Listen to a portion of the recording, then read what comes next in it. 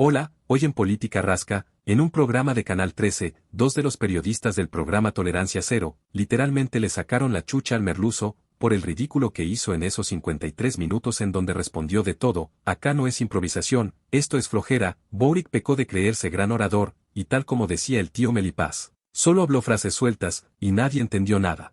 Era la recomendación de muchos de sus asesores de mayor o menor nivel. El presidente nos tiene acostumbrados a hacer pensamiento hablado, lo cual más de alguna vez hemos discutido cuán conveniente es cuando uno ocupa un cargo de esta naturaleza. Pero en estas circunstancias, lo único que hizo fue generar más dudas respecto de las versiones del gobierno y ponerse a él en una situación absolutamente insostenible.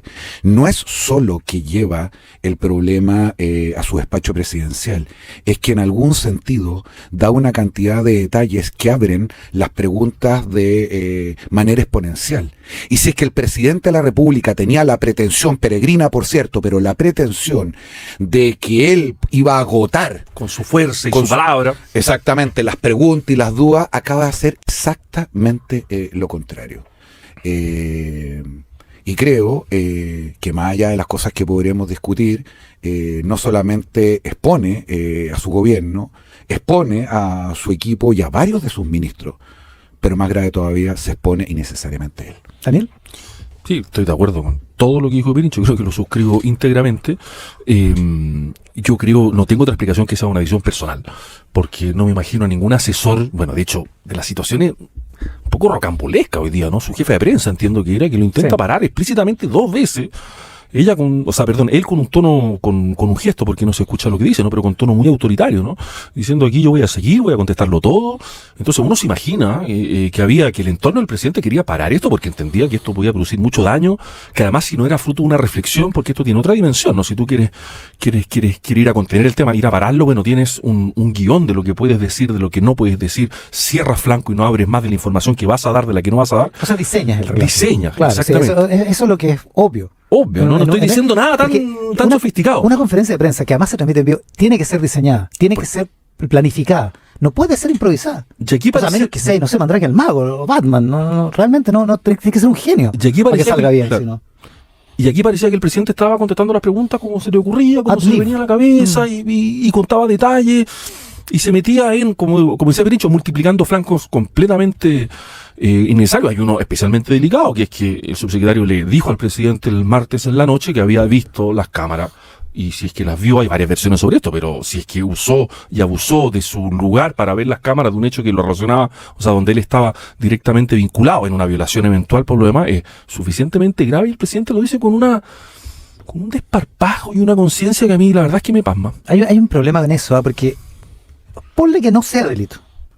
Si no es delito, por lo menos, a menos que haya una explicación como la que ha dado la portavoz 5 horas después, entiendo, y que se nota más articulada, digamos, al menos es el uso ilegítimo de un privilegio en un gobierno que se ha sustentado a sí mismo sobre la base de terminar con los privilegios. Es realmente muy impresionante que esto haya ocurrido.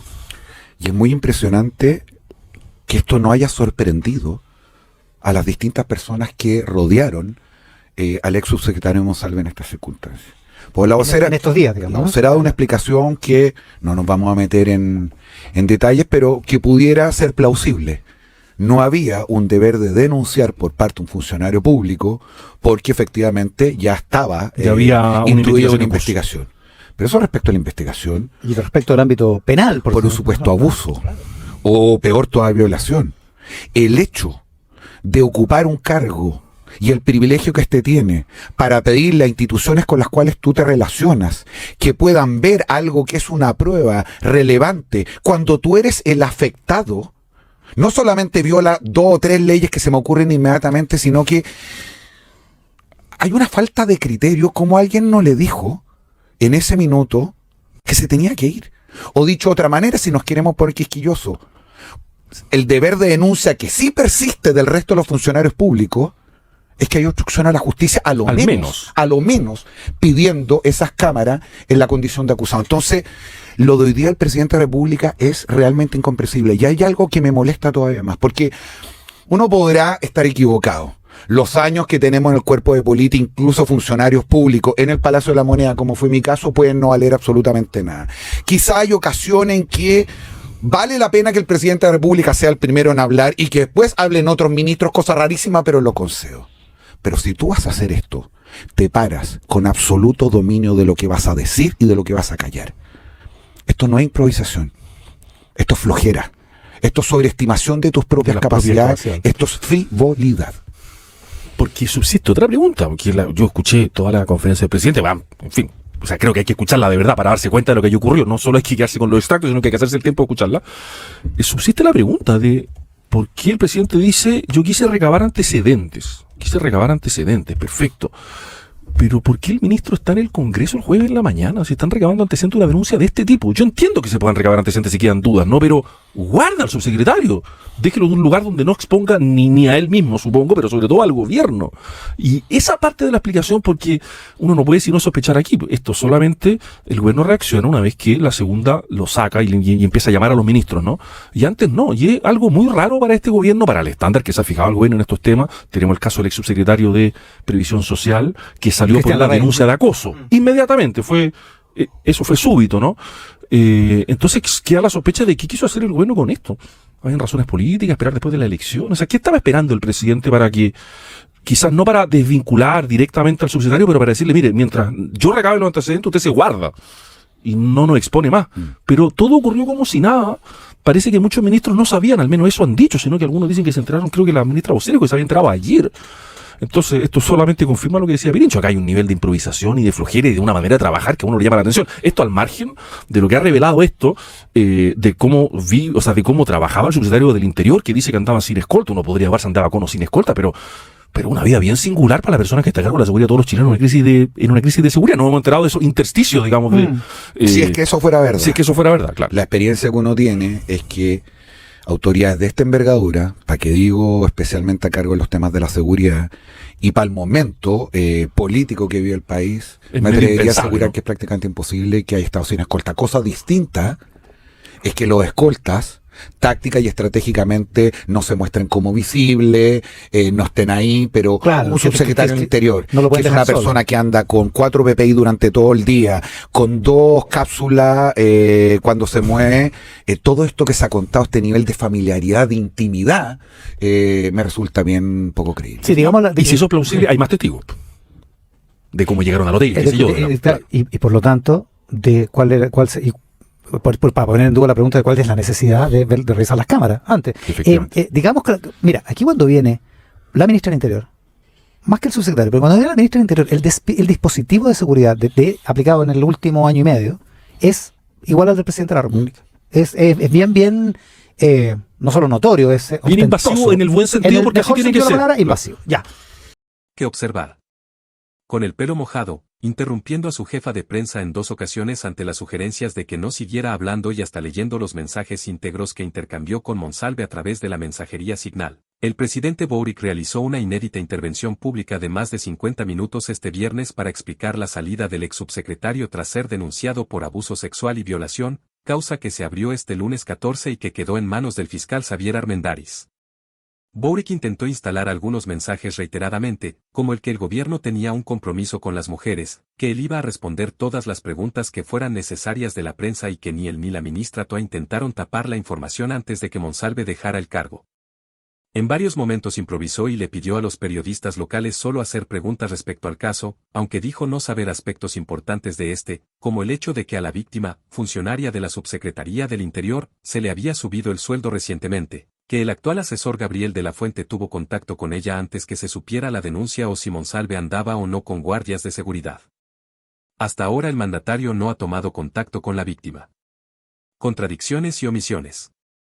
La versión presidencial contrastó con la que había entregado el día anterior Toa en varios puntos. La ministra, al explicar la salida de Monsalve, había señalado que había sido resorte del exsubsecretario tras la conversación que tuvo la noche del martes con Boric. En ese instante se decidió que lo primero que había que hacer es que él viajara a su casa, donde está su familia, a la región del Biobío, para informarles de la situación, para volverse a reunir el día de hoy, terminada la presentación del presupuesto, a definir el curso de acción. Y en el transcurso de esas horas es que el subsecretario definió esta renuncia que se ha dado a conocer, dijo. El presidente, en cambio, indicó que él fue quien le pidió la renuncia el día jueves en la mañana, dado que no era sostenible su permanencia, más aún siendo el encargado de las policías. No está claro por qué no volvió a hablar del permiso que se le había dado al ex subsecretario para ir a la región del Biobío, como dijo Toa, sino que indicó que se resolvió no removerlo inmediatamente para tener más antecedentes del caso, pese al precedente del ex subsecretario Cristian Larraín, a quien se lo destituyó el mismo día en que explotó una denuncia contra él por acoso. El día de la renuncia. Si ya existían contradicciones entre la ministra y el presidente respecto a quien definió la salida de Monsalve, en la intervención de Boric tampoco quedó claro porque después de regresar del Biobío, donde supuestamente le informó a su familia, Monsalve siguió con su agenda habitual. El ex subsecretario acudió a las 12:08 del jueves a exponer en la Subcomisión de Seguridad del Congreso, junto con Toa y el subsecretario de Prevención del Delito, Eduardo Vergara. El problema es que Boric dijo que ese mismo día, por la mañana, le había dejado en claro su renuncia, la que según él se concretó a las 2. Más aún, el presidente indicó que, según los antecedentes que él maneja, el teléfono celular del ex subsecretario estaba en manos de la policía desde la noche anterior. Vale decir, Monsalve acudió ese día al Congreso sin celular y renunciado. El día jueves, en la primera comunicación que yo tengo con el subsecretario Monsalve, queda clara la renuncia, indicó Boric. ¿Por qué entonces se le permitió ir a exponer al Congreso?, se le preguntó entonces. Mire, yo entiendo que eso puede parecer extraño. Tenemos un Congreso y una relación que ustedes han visto que es particularmente tensa. La sesión estaba citada para aprobar el presupuesto del Ministerio del Interior. Ustedes han visto que cuando no asisten las autoridades correspondientes muchas veces se generan conflictos. Quizás se podría haber hecho de otra manera, yo creo que es algo que se puede evaluar, aseveró. Sin embargo, ese día la principal exposición la realizó Toa y a las 1:30 las autoridades se excusaron de permanecer en la reunión señalando que tenían otra agenda. Información general versus testimonio de Monsalve sobre revisión de cámaras. Un factor que pareció muy inusual la tarde del jueves fue que Toa, en la conferencia de prensa donde explicó la salida del ex subsecretario, a las 4:20, sostuviera, quiero señalar, que hasta el día de hoy ni Manuel Monsalve ni las autoridades de gobierno conocemos la denuncia, sabemos una información muy general. Boric indicó este viernes un mensaje muy similar. Según el testimonio de la denunciante, el domingo 22 de septiembre Monsalve la invitó a cenar a un restaurante peruano, donde tras unos piscos sobre ella se sintió mal y al otro día despertó al lado del ahora ex subsecretario con magulladuras en su cuerpo y manchas de sangre. Dado que la denunciante trabaja en Interior y que esa cartera en la práctica tiene acceso a datos de la PDI, llama la atención que hasta este jueves el gobierno solo tuviera una información muy general del caso, como indicó Toa. A eso se suma que personal de la PDI acudió al restaurante peruano a recopilar las imágenes de las cámaras de seguridad a inicios de esta semana. Pero Boric añadió una información adicional, que él conoció el martes en la noche, relativa al envío de Monsalve de personal de inteligencia de la PDI a buscar las cámaras del hotel en que reside y donde la víctima dice haber sido violada. El episodio abrió una nueva arista en el caso por posible obstrucción a la justicia e infracción a la ley de inteligencia. El subsecretario Monsalve me comentó ese martes en la noche que él había revisado las cámaras del hotel. Los detalles del caso no me corresponde contarlos a mí, reveló el mandatario. Prosiguió. En otro momento de su intervención, el subsecretario me señaló que él había revisado las cámaras del hotel para saber qué es lo que había pasado. Respecto de si hubo alteración de pruebas o si hubo obstrucción a la justicia no tengo ningún conocimiento de ello. Según publicó La Tercera, Monsalve le dijo al presidente que mandó a un tercero a revisar las cámaras del hotel porque temía ser extorsionado. El que Monsalve le haya comentado a Boric sobre la revisión de las cámaras del hotel en que hospedada no solo sugiere que difícilmente el gobierno tenía información general del caso el día martes, 48 horas antes de la salida del ex subsecretario, sino que activó fuertes críticas de la oposición ante una presunta omisión de denuncia de un delito.